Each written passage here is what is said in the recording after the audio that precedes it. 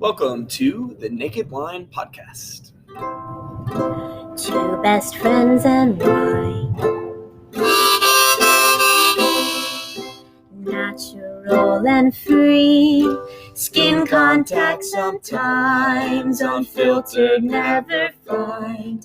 Organic grapes and yeast. Welcome to episode 13, lucky number 13. Don't say 13 for our listeners in España and Mexico.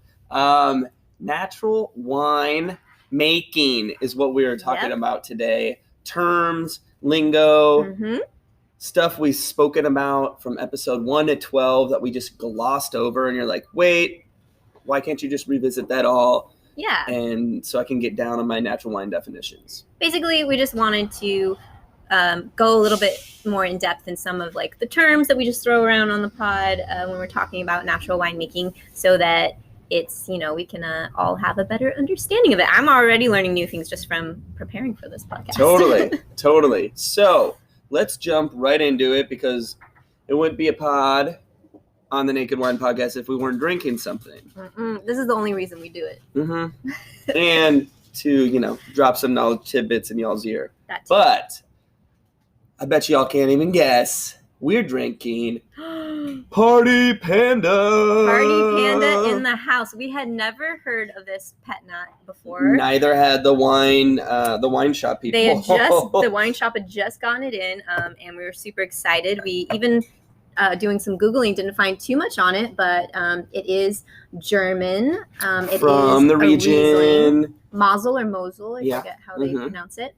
And it's the Riesling grape, and it's very bubbly and very yeasty. Sparkling Riesling. A dry, sparkling Riesling. Party Panda. I mean, come on. Who wouldn't want to drink some of this? So, yeah. So, as you can see, like for the YouTubers, boom, yeast chips on the bottom. Yep. Those are some dead, maybe some are still alive, yeast soldiers that kind of have this salty, briny taste if you eat them. They're like the perfect little bite after you drink your Look at it on the cap. Yeah. So if you look at the cap on this pet nut and on a lot of them, it'll be like... He would lick it. It just looks like... It looks like yeast. It honestly looks like yeast. Lick it. What does it taste like? It tastes like muddy clay with a briny, bright acidity. Yep, dead yeast cells. Those are your professional tasting notes? Yes. On the bottle cap. I love it. You're such on a the bottle sport. Cap. Okay, well, let's talk about what it tastes like and what it looks like. It was uber bubbly. If you check out our Instagram, we'll post like a little video. This thing was like a volcano. Thankfully, it didn't erupt. Yeah. But in the bottle, it was going. Lots of bubbles. Yeah, which we like in a pet nut. It's very dry, which is important to note for Riesling, because I feel like sometimes a lot of people just, when they hear Riesling, they like attach it with a sweeter wine, but not always. This is for my aunts in Minnesota who drink. Rieslings can be dry. The sweet Rieslings. Sometimes they come in like blue bottle. I mean, you'll just know. If you've had a sweet like $3 Riesling in a blue bottle and you're from the Midwest, like you'll know what I'm talking about. It's a staple. And I talked to like my stepmom, for instance. I was like, "Oh, this is beautiful Riesling." She's like, "No, not for me. I don't like sweet wines." And I'm like, "But wait, there's more." They come in all the spectrum of dry to sweet. This one's definitely dry. This is dry. I get a lot of citrus. I think you were getting like lemon peel. It ended in like a citrus peel, and my mind went to lemon. The bubbles are nice. It's dry. It's got a little bit of like an herbal undertone to it, I feel like. Herbal undertone, very creamy in the mouth. Yeah. It's actually quite delicious. It's really yummy. I could see toasting this, hence the name Party Panda. Yep. I could see even tossing the teeniest bit of like OJ in it for the morning after to like get your party hangover started again. Pet nut mimosa? Yeah, with just a teeny bit of orange. Or even grapefruit would be nice. Oh yeah. Pet nut mimosa. Why not? Yeah, why not? We need to have that. If we ever open up a restaurant, instead of bottomless mimosas, we need bottomless pet nut mimosas. Yeah. Or we just open up a bottle of pet nut and we take a little eyedropper and we put 3 drops of juice in. The desired amount. I mean, let's be honest. Nobody's there for the juice in the mimosa. For the go-go juice. Yeah, you're there for the liquid party fun. So Cool. that's Well, what we're drinking. Let's dive into Thank you, Germany. Natural winemaking. Natural winemaking terms. So, boom, number one.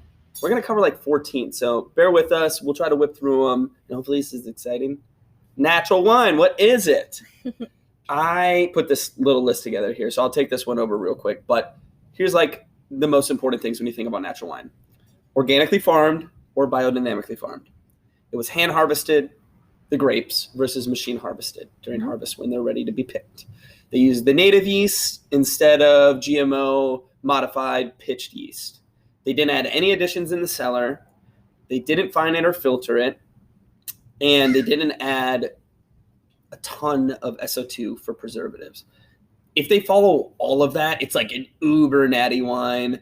I'll take bits and pieces of that to suffice. But those are like, if you cover all of those bases, I'm going to be like, my heart is so happy. And I like, give me that juice. Then you I want can to try stay. it. Yeah. And a lot of those things you mentioned are actually terms we're going to go over. Totally. Yeah. But that's the component. How many is that? 6? Organic and harvested. Yeah, like 6. The top 6 things that kind of make up a natural wine. And I feel like a big question we get all the time is like, what's the difference between natural wine and organic wine and biodynamic wine? Yes. And we've been over it before on the pod, but so organic wine, obviously has to be made with organic grapes.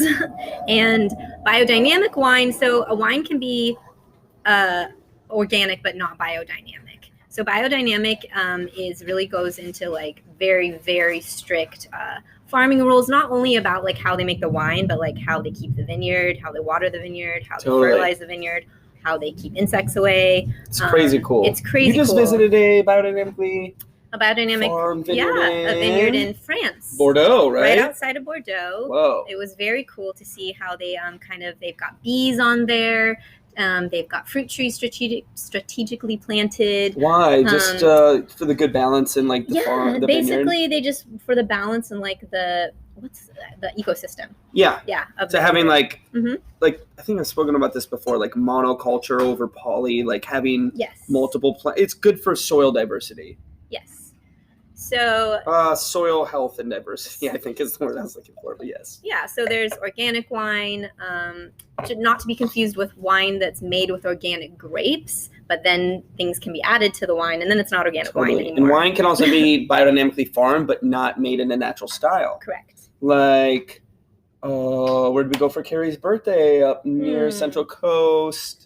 Oh, I'm drawing a blank, but yes. Yeah, there's a relatively famous winery up there that's farming biodynamically and just now starting to make like a natural wine. It's delicious, but I'm like, just please do the couple extra steps in your cellar. Like your grapes are so beautiful. Like just treat them, keep them whole. Don't adulterate it.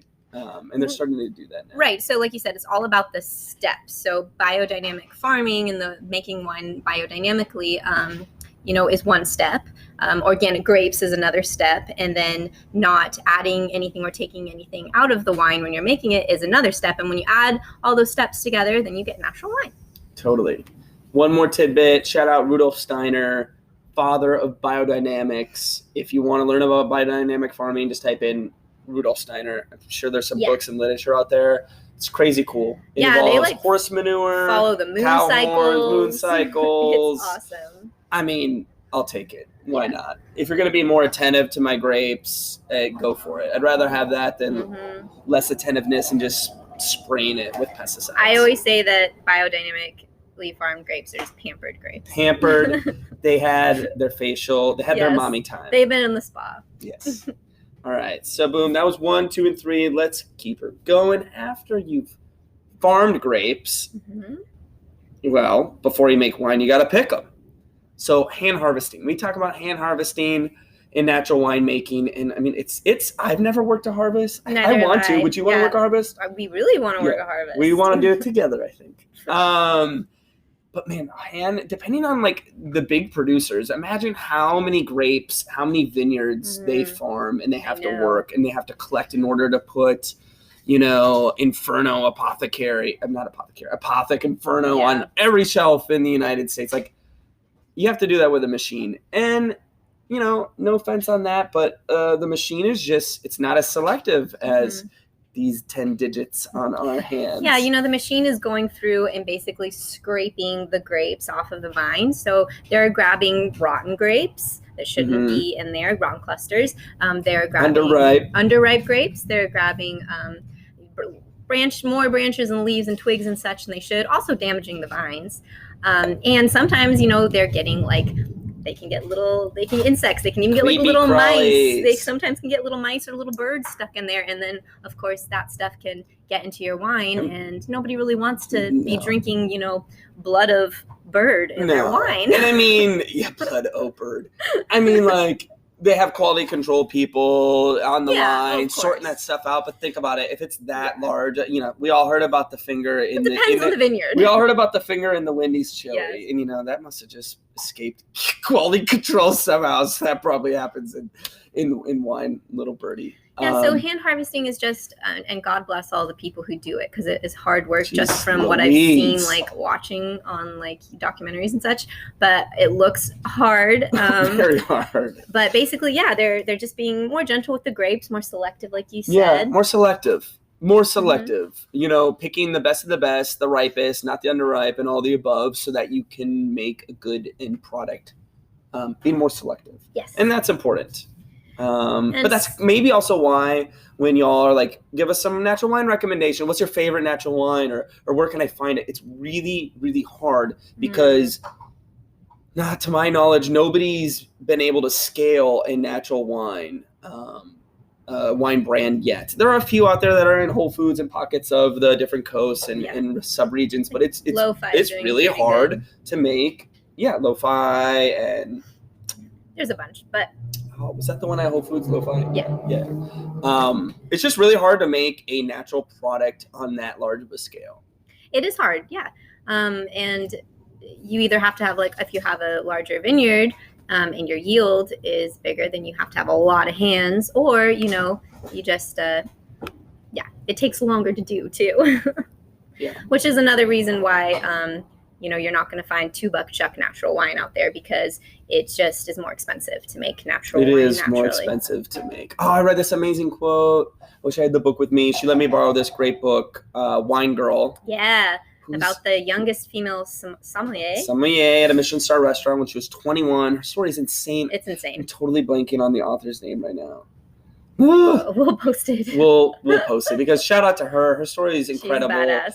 And there was this great little blurb in there that I saved about she was drinking really cheap beer during harvest, and it never tasted so good that after a day of manual labor to drink an ice cold, generic light beer. But she listed all these reasons why you can find good quality cheap beer, but you can't find the opposite with wine. You can't find the same with wine. The opposite is true. It's very hard to find good quality, cheap wine. There's more steps. There's more manual labor. You can get grapes once a year versus wheat for beer, year round, and so forth and so on. But let's go on to yeast.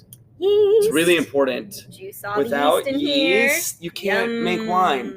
Nothing would ferment. Basic alcohol equation. I've said it a lot. Yep. Let me hear you, people. Native yeast plus grapes or sugar equals alcohol and CO2. I know y'all said that out loud. They were all screaming it from their homes. Mm-hmm. Well done. A+. Native yeast versus pitching yeast. They also call it I think natural yeast. Inoculating. So native yeast versus inoculating. Inoculating means giving, inoculated with a virus or a shot. That means giving something, adding something. So they can inoculate the wine with yeast that's not native. That's not native to the grape. To the grape or the vineyard. To me, using the yeast that already come on the grapes right out of the field in your factory is part of that terroir in my eyes. Yeah.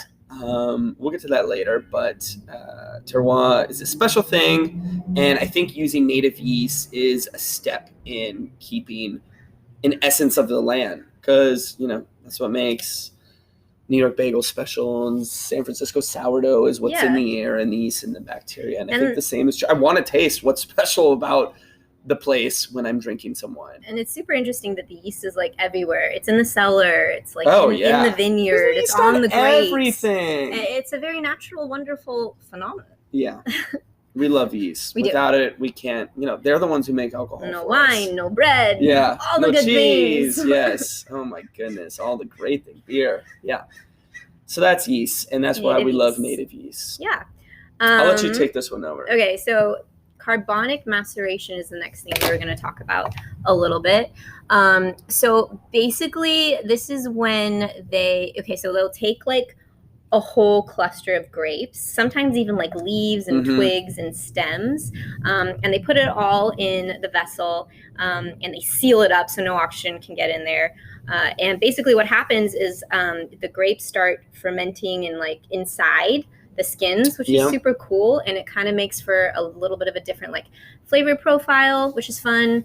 Eventually the grapes just like crush themselves from the inside out, from being so heavy. And then they're fermenting, and then it kind of makes this just like poppy, very fun, very drinkable kind of wine. Beaujolais is a region in France that kind of made carbonic maceration famous. Yeah, they definitely popularized it. Yeah, with their Beaujolais Nouveau, they're fun. Right. I mean, that's why Beaujolais Nouveau is on the Thanksgiving table, because like, how the hell do you pair wine with Thanksgiving? There's a bazillion things. Yep. You need something that kind of goes along with everything. And Beaujolais Nouveau is like low tannin, lower acidity. Right.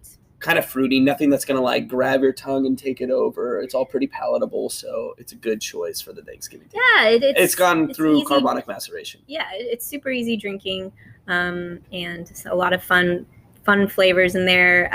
I had a Beaujolais just a couple weeks ago in France, and it was just like full banana was the main tasting note that was getting. A couple of the first Beaujolais I've ever had where like it's a fun thing to taste in wine. Bubblegum or ripe banana is like when a wine's gone through 100% carbonic maceration, you can get that. And it's fun. I got like a banana runt, like those candies, Yep. Like candy is a good, like even though it, they'll be dry, they can be dry wines. Candy is like, they taste just fun. Yeah. And it's fun to try, and there's a time and place, but like I think carbonic maceration is like when it's done beautifully, it's done like in harmoniously and like balanced. Like half the wine went through carbonic maceration and half didn't. So it's just which is cool. When they it's do full carbo it's bubblegum banana wine, which for a 10-year-old's birthday party has its time and place. Yeah, bubblegum. Yeah. But used in moderation, it can just be really lovely. Did you ever like the ice cream, like little kids like bubblegum ice cream? Ew, no. They have bubblegum, and that sounds horrendous. That sounds awful. You're not supposed to swallow bubblegum. I know. That's what they said to us at least. But if it's in our wine, I don't want to do that. We'll take it, I guess. I don't want to do that. Yeah. So that's carbonic maceration. Let's get on to another fun topic. We did a big episode on this. We did. With Troy Durham, Veluvial. Yep. It was a super fun episode. Orange wines. Or skin contact wine. Or skin contact white wine. So not made from oranges. I know we bursted that bubble a few episodes ago. Definitely not made from oranges. No, we're talking white wine grapes that normally when you make a white wine, you take the skins off and you just press the flesh inside, and that juice is kind of a clearish color. Instead, you leave the skin contact, the skins and the must, and maybe sometimes of the stems and whatnot. The seeds too. And the seeds in contact with the juice. Sometimes for just a couple hours, and sometimes for months. Like the Georgians and the people who are using qvevris, like in different clay vessels and amphora.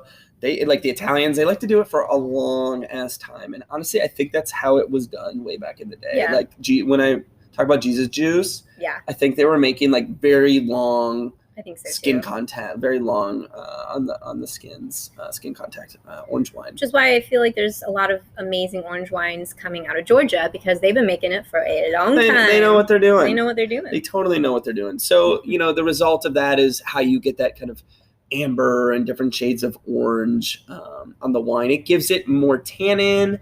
In my opinion, it gives it more body and a yummy viscosity. And sometimes if they're Asian amphora or qvevri, they can also be exposed to some oxygen to give it oxidative qualities, reminiscent of sherry sometimes. I feel like a lot of the Georgian oranges are. They'll have that nuttiness or dried fruit qualities. Which is kind of what you can get. Oxidative. Yeah, and and when Rem says oxidative, that just means like what you would expect, like the oxygen has been in contact with the wine, and it can bring about those kind of flavors and aromas of like nuttiness, and it's really pleasant in like super the right pleasant amount and tasty in the right amount. In the right amount. You don't want when too you're not much. expecting this, like where's that like yummy, bright fruit notes? You don't want it to taste like curry, but curry.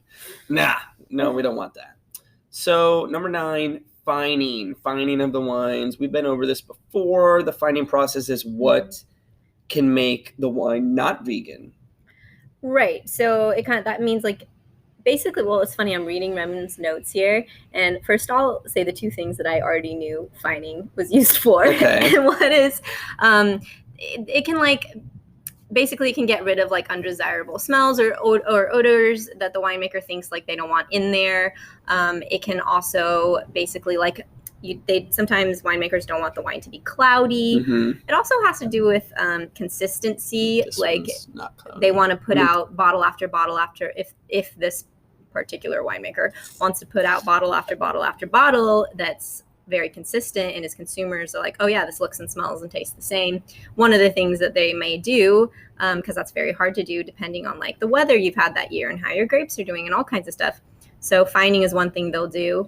For consistency? Yeah, and then Rem wrote here, which I didn't know this, to help precipitation of suspended materials, and I have no idea what that means. Well, basically, fining can help take out some of the yeast particles and that's basically what I meant. You couldn't have written it like that instead of precipitation of suspended materials. Yeah, okay, I'm the notes guy, and Kendra's, the background wizardress.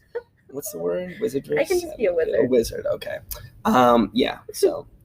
No, the notes are great. That was for me. But basically, you can find with egg whites, gelatin, bentonite clay, activated carbon, and some of those like fish parts that we talked about in the past.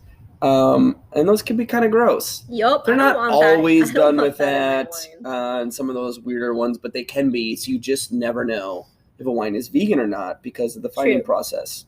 And I don't mind a cloudy wine, just how I like my cold pressed juice. If my cold pressed juice was clear and I could see right through it, just like a Capri Sun juice box, I'd be like, nah. What did you do? What did you do? Where's the vegetables? Where's the vegetable? Yeah, where's the fruit? No, I agree. I love it when you pick up a wine and it's like hazy, and you're like, yeah, buddy. It seems like I'm drinking an alcoholic cold pressed juice, and I just feel better about myself. And at the end of the day, it's about tricking yourself and feeling better, right? Yeah, right. Exactly. Another thing that natural wine usually does not have is filtration, and that's like it's similar and different from fining. It's just another thing. Okay, so there's a difference between like a tight filtration, which is what I'm going to talk about now. Like there's a filtration where you're just getting the big stuff out, and that happens with big chunky yeast. With like all winemaking, definitely with natural winemaking, but that's done with like very safe materials.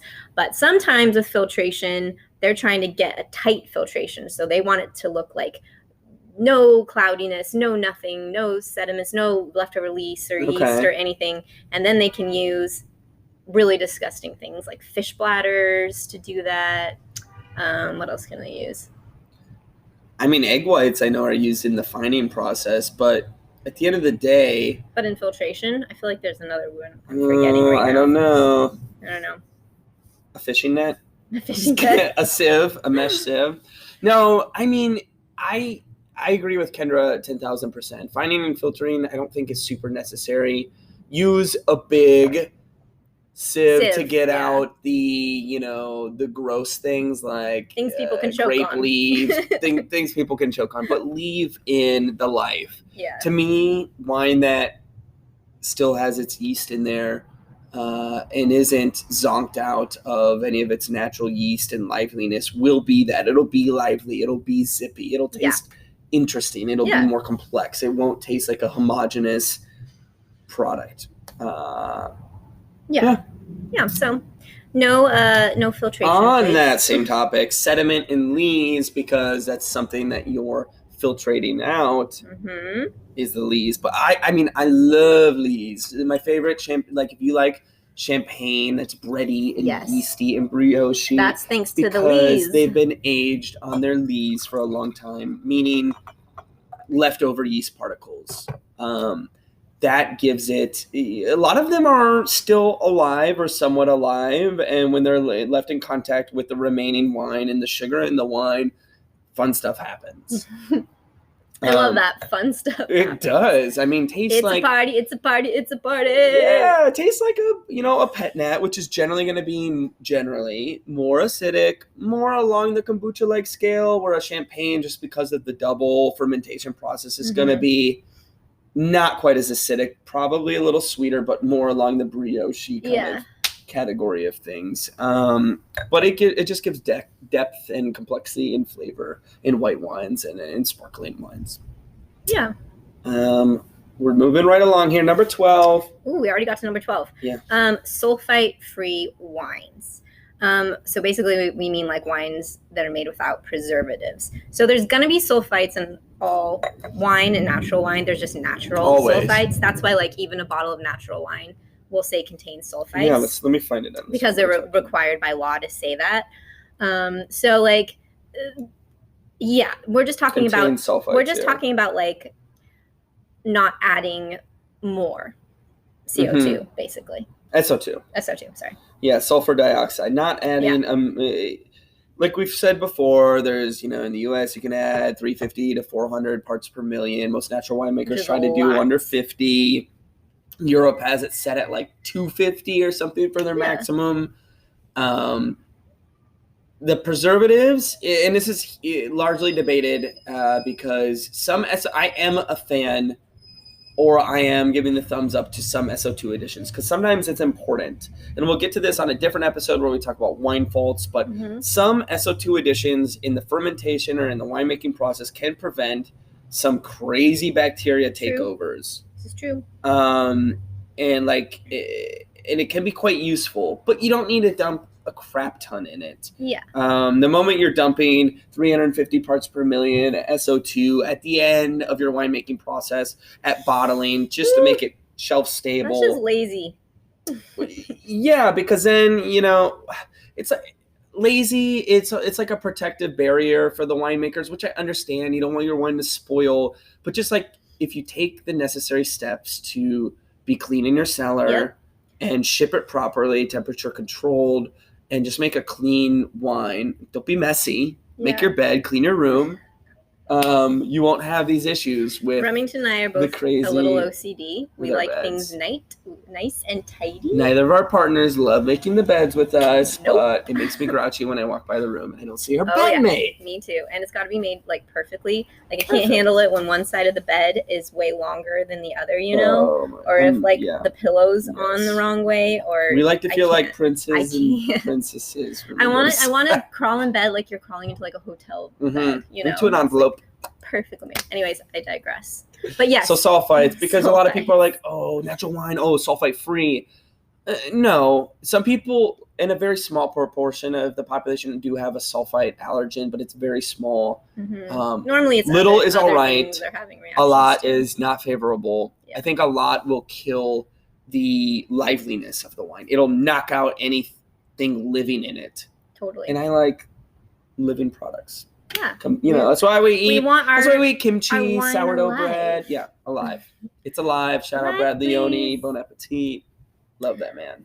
Let's see. Moving right along. Pet Nats and Double Zero, and we're gonna have to wrap this puppy up. But Pet Nats. Pet Nats. That's what we're drinking, which is short for Petit Nats Naturel. And sparkling wine made in the natural style. Sparkling wine, or ancestral method. Sometimes they call it. Yeah.